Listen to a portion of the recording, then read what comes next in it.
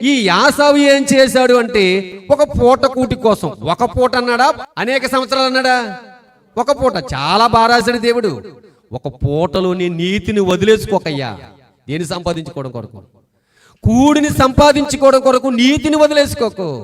ఇప్పుడు ఆ పూట కూటి కోసం వదిలేసుకున్న దానిని ఆ రోజు నుంచి ఎదుగుతున్నాడట. ఏ రోజు నుంచి? ఆ కడుపు నిండిపోయిన కానించి ఎదుగుతున్నాడట. మరి దొరికిందా? దొరకలేదు. ఏప్రిల్ రాసిన పత్రికలో మాట్లాడుతున్నాడు, యాసావు మారు మనసు కోసం దానికోసం వెతుకుతుంటే అది ఆయనకి దొరకలేదంటే ప్రియులారా. ఏం దొరకలేదు? జ్యేష్ఠత్విక తనకున్న మారు మనసు ఏదైతే పోగొట్టుకున్నాడో ఆ మారు మనసు విషయమై నేను మారాను ప్రభువా అన్నా సరే దానికి ఇంకా దొరకలేదు. ఈ మధ్యలో ఎన్నొచ్చినాయి? యాసావు సంతానం ఎదోమీయులు వచ్చారు.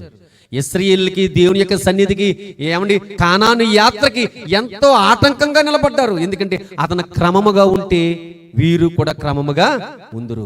కానీ ఏమి సంపాదించాడంటే ఒక పూట కోసం, ఒక రోజు తిని అరిగిపోయి బహిర్భూమికి వెళ్ళిపోయేటువంటి తిండి కోసం ఆరాటపడి దేవుడిచ్చినటువంటి ఆశీర్వాదాలని పోగొట్టుకున్నాడు. ప్రియమైన దేవుని వర్లారా, మరి మీరు ఎలా ఉంటున్నారు దేవుని విషయమై?